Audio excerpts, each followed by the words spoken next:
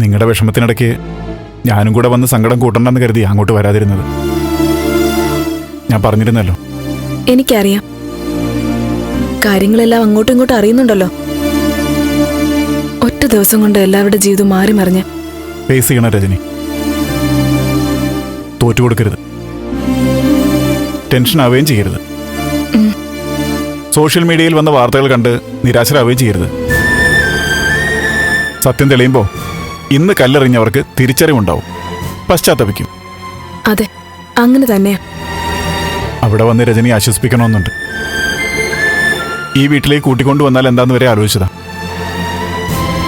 പക്ഷേ ദേവികയെ കണ്ടെത്തുന്നതിന് മുമ്പ് അങ്ങനെ ചെയ്യുന്നത് ശരിയല്ലാന്ന് തോന്നി.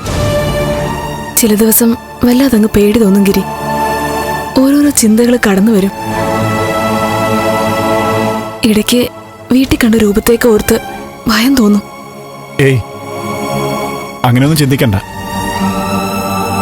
നമ്മൾ പേടിക്കാൻ നിന്നാലേ നമ്മുടെ നിഴല് പോലും നമ്മളെ പേടിപ്പിക്കും. അങ്ങനെ പേടിക്കുന്ന ആളായിരുന്നില്ല ഞാൻ. പക്ഷേ ഇവിടുത്തെ കാര്യങ്ങൾ ആകെ മാറി ഗിരി.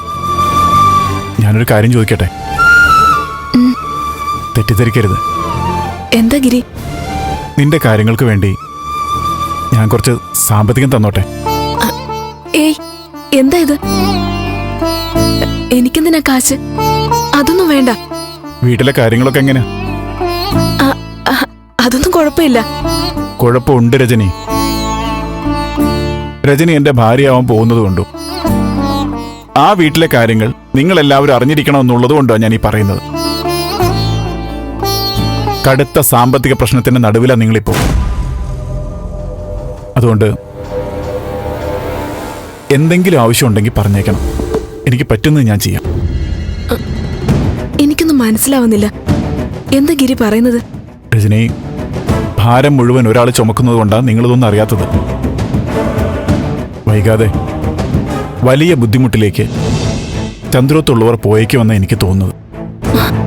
ഗിരി എന്തൊക്കെയാ വിളിച്ചു പറയുന്നേ? വല്ല സ്വപ്നവും കണ്ടോ? എന്തടിസ്ഥാനത്തിൽ ഇങ്ങനെയൊക്കെ ചിന്തിക്കുന്നേ? ഞാൻ ചിന്തിക്കുന്നതല്ല, സിദ്ധാർത്ഥൻ സാർ തന്നെ പറഞ്ഞിട്ടുള്ളതാ. എന്ത്? ഇന്ന് കുറച്ചു മുമ്പ് സാറിവിടെ വന്നിരുന്നു. എന്നിട്ട്? അതെ രജനി, കാര്യങ്ങൾ നീ പറഞ്ഞില്ലെങ്കിലും എനിക്ക് ഊഹിക്കാമല്ലോ. എന്നെ ഒരു മകനെ പോലെ കാണുന്ന ആളാ സിദ്ധാർത്ഥൻ സാർ. അദ്ദേഹത്തിന് മറയില്ല. അതുകൊണ്ട് എല്ലാം പറയുകയും ചെയ്തു.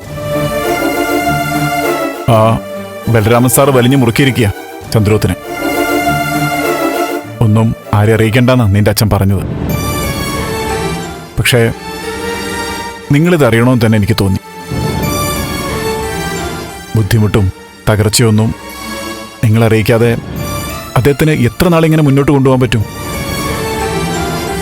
അവിടെ എന്തെങ്കിലും ബുദ്ധിമുട്ടുണ്ടെങ്കിൽ ഒന്ന് പറഞ്ഞാൽ മതി. ഇവിടെ കഴിയാം, എൻ്റെ ഭാര്യയായിട്ട്. താൻ ഒന്നുകൊണ്ടും വിഷമിക്കണ്ട, ഞാനിവിടെ തന്നെയുണ്ട്. അതെനിക്കറിയാം ഗിരി. അതെ, എന്തെങ്കിലും ആവശ്യമുണ്ടെങ്കിൽ വിളിക്കണം, കൂടെ ഉണ്ടാവും ഞാൻ. ശരി, എന്ന് വെച്ചോ. ശരി.